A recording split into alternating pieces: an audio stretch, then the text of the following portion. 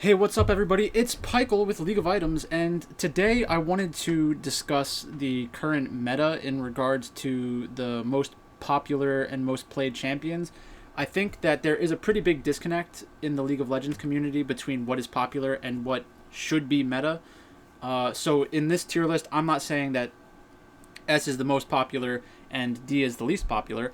I'm trying to give my opinion on which champions are the best and the meta shaping champions that everyone needs to kind of have an opinion on to draft correctly. And then I have some champions that I think are overvalued and picked too often. And basically, what I did is I looked at the four major regions: LPL, LCK, LEC, and LCS, and I looked at the games played data because whether or not the win rate is good, these teams feel justified in picking these champions because they are the champions that they play most often in their scrimmages and in solo queue and all those kinds of things. So these champions are going to be popular whether or not they're actually good. So the barometer or the threshold for getting on this list was like being a top 10 to 15 champion, and most leagues have the same champions in those spots, with a few exceptions that I included because I think they're just exceptionally strong and undervalued. So I'm going to start my way from the bottom to the top. There is flexibility within ranks and like one rank above, one rank below. I think it's just more important to talk about the champion in this specific meta that we're in right now. So first up, we have Trundle. Trundle is a jungle pick, which is surprisingly chosen blind sometimes. And the reason it's chosen blind is because you're anticipating the enemy picking a tank, which is going to allow you to get a lot of value out of Trundle's ultimate. But even when Trundle is not going to use Subjugate on a very tanky target, there are some ways to kind of try and win the game. So you can be somewhat gank heavy. You can invade a lot of the other popular jungle champions. Your pillar is a great ganking tool. Your pillar is also a great way to disengage and create zones and team fights for your carries. So Trundle is a good champion. I'm not saying that Trundle should not be played in pro. I just think that it's played too much and picked blind too often. So I have a lower opinion of Trundle than a lot of other people in the League of Legends community. So that's why he's on the list, at this part of the list, or tier. Next up, we have Renekton. So Renekton, I think I've talked about this before. Renekton's ability to eliminate shields on AD carries is actually pretty impactful, especially when you have Overheal and Bloodthirster and these other ways to build up shields, and like the supportive champions that are giving out shields nowadays. So I do understand why Renekton is played, and I think that Renekton is good situationally, but it's played too much, and it's picked blind too often, and it's picked as a counter when it's not really countering anything.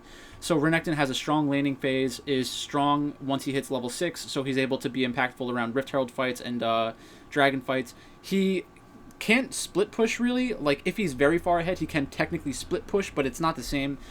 It's not like he's hitting a threshold in the game and then becomes impossible to deal with in a side lane. He's always looking for flanking opportunities onto the opposing carries, which is a very strong attribute for a champion to have, especially someone like Renekton, who has Slice and Dice, can make its way into the background very easily, also with like a Flash W, something like that. Just a lot of good things about this champion that justifies it being played. You have the pseudo tankiness from his ultimate, which is another strong part of Renekton's kit, but overall, I think it's really not the best top lane champion right now because you don't want to blind pick it in most situations unless you think you're going to be playing around dragon stacking and like forcing the game really early. So you run the risk of being outscaled. And then also in the situation where you know the enemy top laner, there are often much better counter picks than Renekton. So for that reason, I think that the amount we see Renekton is way too high, and who knows if that'll change. I think it's just so many top laners are comfortable playing the champion that it's not really going to go anywhere. Next up, we have a couple of AD carries. So Kalista, I think, is overvalued right now. You will see her picked B1 in some spots where Aphelios and Ezreal or Ashe or Varus gets banned out. So if you're getting multiple AD carry bans, Kalista becomes someone of high priority. Kalista gives you the she's able to help her support with her ultimate. She's able to help her jungler by using Rend, which gives good objective control, which should be valued highly in this meta. It's just I think the laning phase is kind of overvalued because she's thought of as a lane bully, but most of the time, if you're a team that is already supposed to win, you're not gaining much by picking Kalista. And if you're a team that's losing, playing around her win conditions are not very simple. If you're not as good as the enemy team. So I guess it does kind of depend if we're talking about in theory or in practice. But either way, I think Kalista is just too overvalued by the community in general. I do love Rend. I do love Rend. I'm very big into like securing objectives and stuff like that. But even with that being said, I think she's overvalued right now. Ashe is probably the most overvalued champion in League of Legends right now. And I think the reason is because like everyone hates Aphelios and wants ways to punish teams for picking Aphelios. But in that matchup, Ashe is supposed to create a gigantic lead in the laning phase. But how big does your lead need to be as Ashe to actually be impactful and make sure he doesn't outscale you? And the answer is like thousands of gold. Like your team needs to be thousands of gold ahead. And also you need to draft the rest of your team composition correctly so that you're not like diving in onto Aphelios and he 200 years is you. So I think that the impact that Ashe has is very overstated right now. I do like her ultimate. I think she's very good in concert with Bard, but if you're only going to get one of those two champions for their long-range ultimates that can help engage and force Aphelios to blow summoners, I think Bard is much better than Ashe is right now, and is much better in different situations. So I just think Ashe, like the Ashe versus Aphelios matchup, is people who think that the Ashe is better than Aphelios, they're just kidding themselves. Ashe has a bad win rate, Aphelios has a good win rate, and a lot of the times when you see an underdog actually manage to win a game, it's because they have Aphelios on their team, and for one reason or another around a dragon fight, Aphelios gets a random kill and then snowballs out of control. Next up, we have Varus. Varus, it's a very strong champion still, even with all of the nerfs taken into consideration. Lethality Varus continues to fall, but the ban rate is still very high, so overvalued right now. Not going to say much more about Varus because we don't really see it very often in games, but it's still banned a lot. Wukong. So Wukong is interesting because it's a good champion in the Wombo combo mid-game team compositions, like Wukong plus Galio specifically. Wukong is a good flanker, just like Renekton. Wukong has good pseudo-tankiness because of the passive and because of how elusive the champion is. So you have that. You have the AoE knock-up ability, which is very powerful on a top lane champion because, like I said, you get the flanking position and you're able to disrupt a team fight very well. But if you were looking for a champion to flank in a team fight, there are better options, and we'll go over one of those very shortly. So Wukong, I think, is a little overrated, especially when it's blind picked as a part of a blue side mid-game composition with Galio and Wukong, because you then open up the options for something like a Hecarim to be used as a counter, and there are many other counters that are very strong against Wukong as well.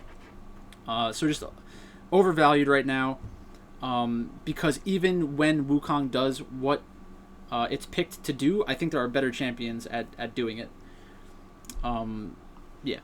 Next up, we have Volibear. So I was looking at top lane win rates yesterday, and Volibear's top lane win rate is horrible. So it's picked. Volibear's often picked as a flex pick, but if you are the other team and you see that if it is eventually going to go top lane, then like great, it's a bad top laner right now. And that might be somewhat results oriented with like the teams that are playing it on stage. Maybe they are the worst teams on average. That's actually a pretty interesting statistic that would be cool to see, is like what is the average money line of the team that picks a champion. I should write that down.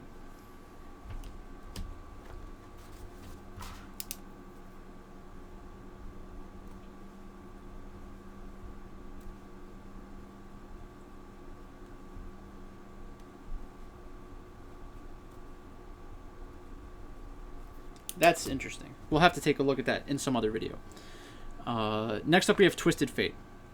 Well, before we leave Volibear, there are ways to play around Volibear that are very strong, which is why I put him in the situational tier. His ultimate is potentially game breaking. I love the idea of being able to dive a tower and create a play where you wouldn't be able to otherwise. This is particularly strong in a dragon stacking meta because if the opposing team goes for a Rift Herald play, you can decide to trade that for bottom tower by diving bot tower, using your ultimate to shut off the tower, and killing the bot lane, basically.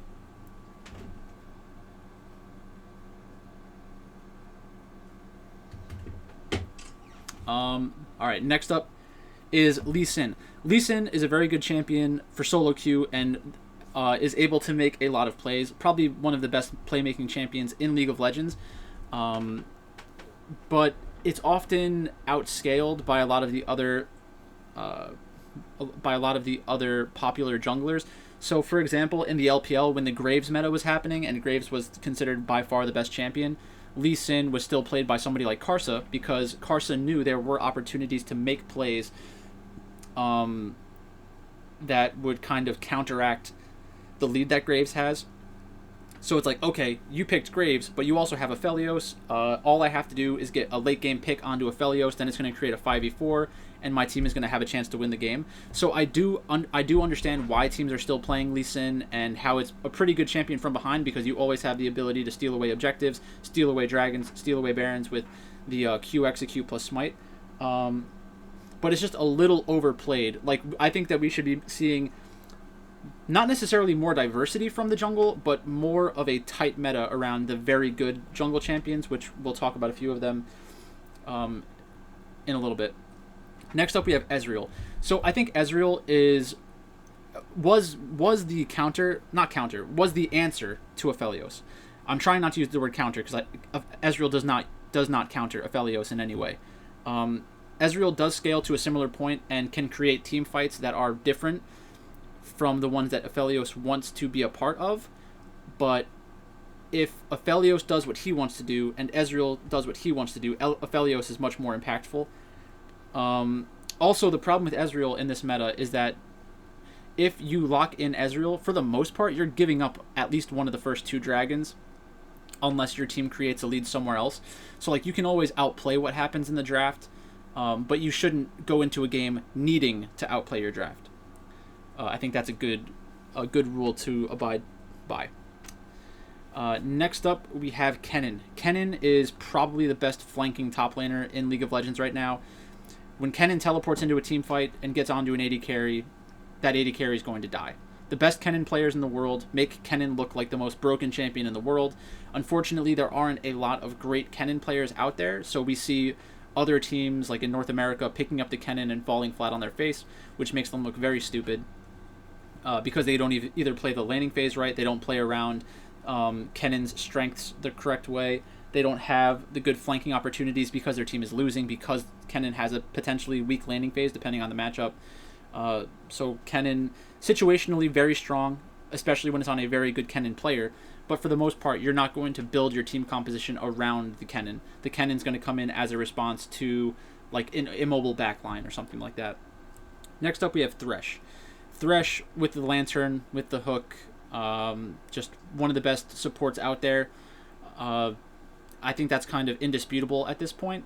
It also gives you a lot of playmaking ability, which is something that teams probably should be using more often. So, like, if you needed a playmaker, you could go Lee Sin or Thresh. You don't necessarily need both of them on the same team, although they do work well together. But like if you already picked your jungler and you still need some playmaking and some initiation or some pick potential from someone on your team outside of the jungle, you can look to somebody like Thresh. Just a very versatile champion, very strong in lane. So can create leads in the lane, can create zones of control around objectives by setting up pick opportunities, and can also help your jungler steal objectives by throwing in a lantern, can help protect your AD carry by using all of the different disengage tools that Thresh has. Just a very strong champion. Next up, we have Orianna. So Orianna, I think, is one of the most undervalued champions in League of Legends, but specifically for pro play, she's popular and strong because you're seeing a lot more in pro play than you are on the solo queue ladder. Orianna's ability to speed up her carry, shield her carry, and have a game-changing ultimate are incredible. Like, getting all of those things on one champion that has extremely high burst potential but also very good supporting abilities is pretty unique. And for that reason, I think Orianna's probably the most undervalued mid laner, but not necessarily the best mid laner. Azir, I think, is still a little bit better than Orianna for the most part, because Azir has the ability to engage and be more of a playmaker, and I think that's very important. I would actually probably put Azir above Syndra. But yeah, Azir used to be thought of as a champion that needs 3 items, but in reality, I think it's closer to 2 items. That's kind of the general consensus at this point. So once you get Nashor's Tooth, you're strong. Once you get 2 items, you're very strong and can basically win team fights on your own if given the chance. Also very good in tandem with an immobile AD carry like Aphelios. Syndra is always able to create pick opportunities with Scatter the Weak and can one-shot carries with her ultimate. She's the kind of champion that looks much better when she's winning. So I could even see Syndra being situational or overvalued. But for now, I think she is very popular. She is very strong, kind of undeniable, and is also somewhat flexible. So I think the flexibility also deserves pushing her up a little bit. If you have something like a Graves or a Kindred in the jungle, and you don't like the matchup that you're going to have to opt into in the bot lane, you can always pick something like Syndra, just have that lane go even, and then you'll still have the physical damage coming out from your jungler. So these are the undervalued champions, which it might seem strange because these are very popular champions, but I think they're actually undervalued. So Ornn is ridiculous. Ornn's items and the ability to like help the team catch up from a gold disadvantage is invaluable, really. It's not only that you're giving your team gold, but you're allowing your team to stay close in games where you have no business staying close. I do think that Ornn has a lot of shortcomings, specifically his ability to peel. Like, there are times where you can use Ornn's abilities to peel very well, but it's difficult to execute. The long range engage is very good. The laning phase is very good. There are a lot of counters to Ornn that are able to get a free laning phase by playing against the Ornn and then outscale him.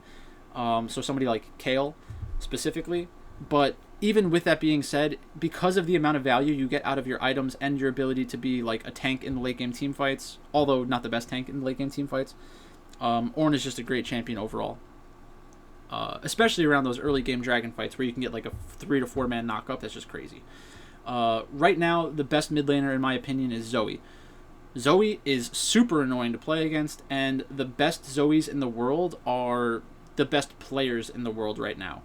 So the fact that you can continuously get more summoner spells in a team fight, that alone is worth hundreds if not thousands of gold. The fact that she can sleep players, chase down players, one-shot players when like slightly ahead, it's just a very frustrating champion to play against, and I think you can see how impactful it is by someone like Golden Glue, who is not the best player in North America, but when you give Golden Glue Zoe, much better player. So it levels the playing field. When the worst player gets Zoe, they instantly have winning chances, which is something that teams who are the underdogs should be looking for more often than they actually do. Senna, I think, is probably the second best AD carry or bot laner, whatever you want to call her. Fasting Senna is amazing because of the flexibility it gives you in the support role.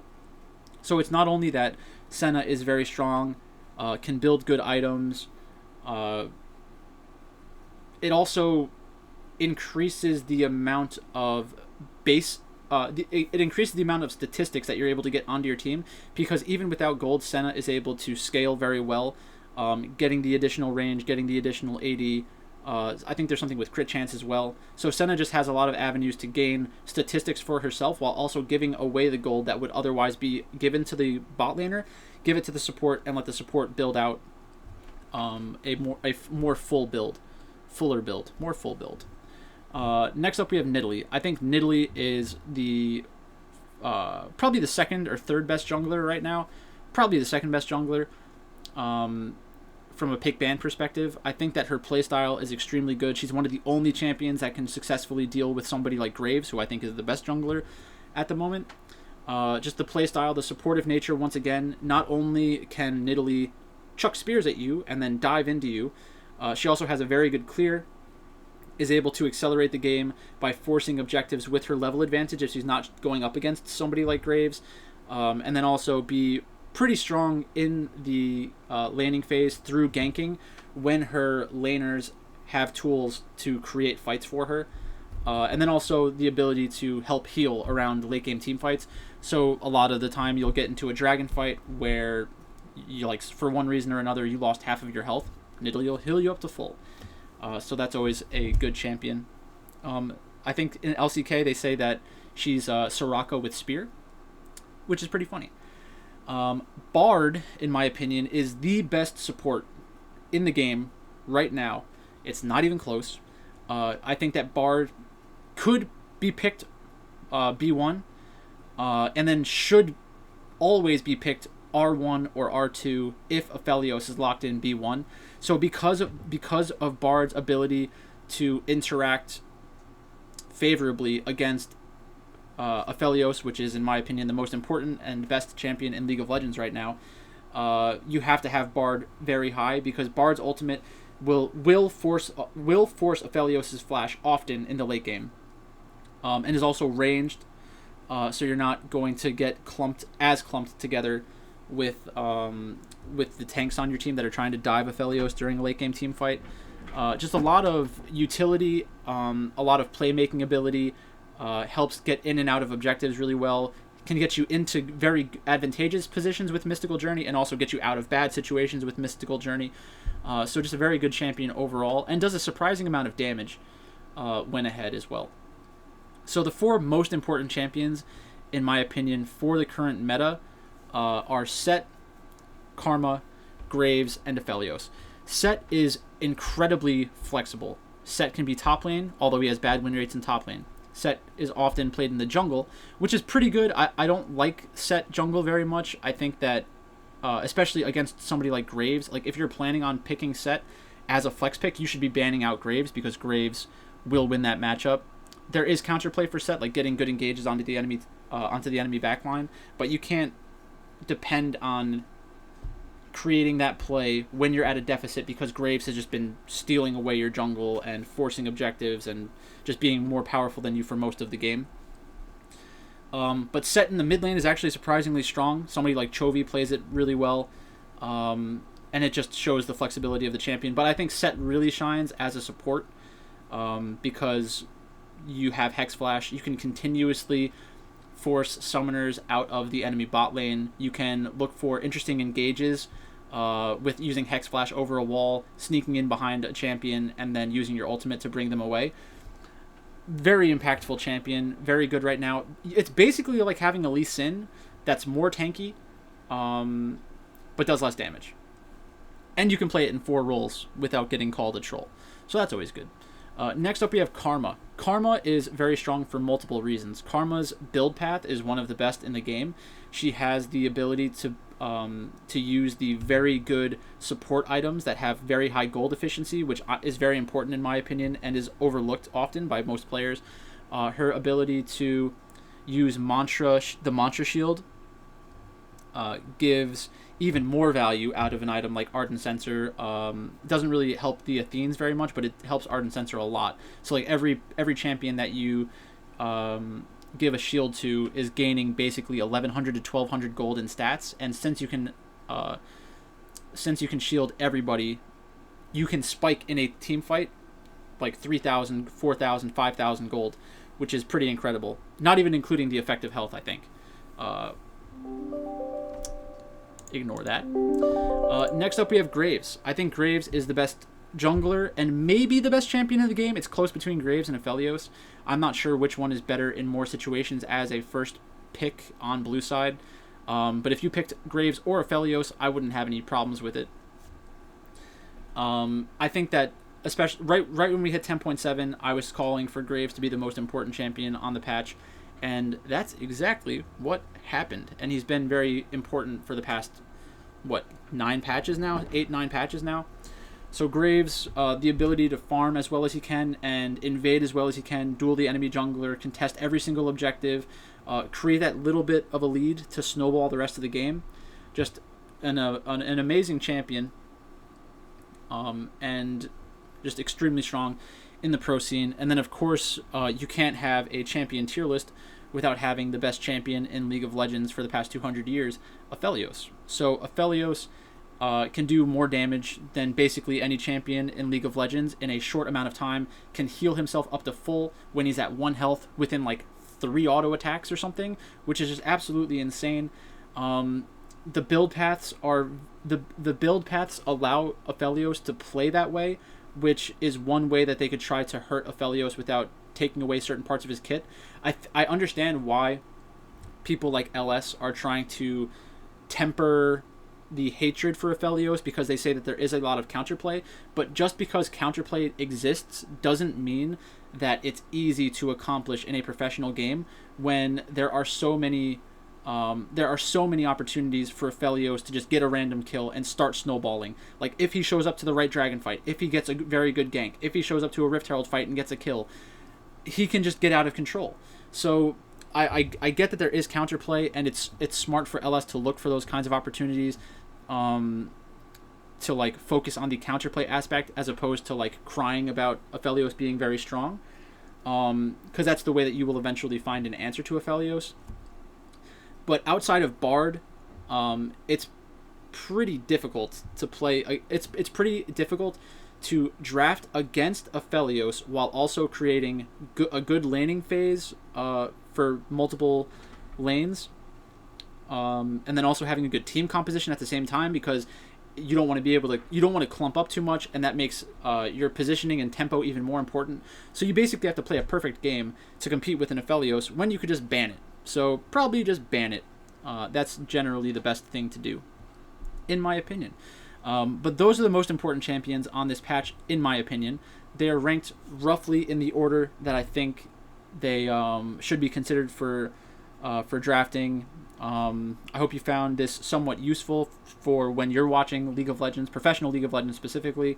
And otherwise, watch out for some of my other tier list videos. I'm going to do a list for items, professional teams, and things of that nature. So thanks for watching, and I'll talk to you soon.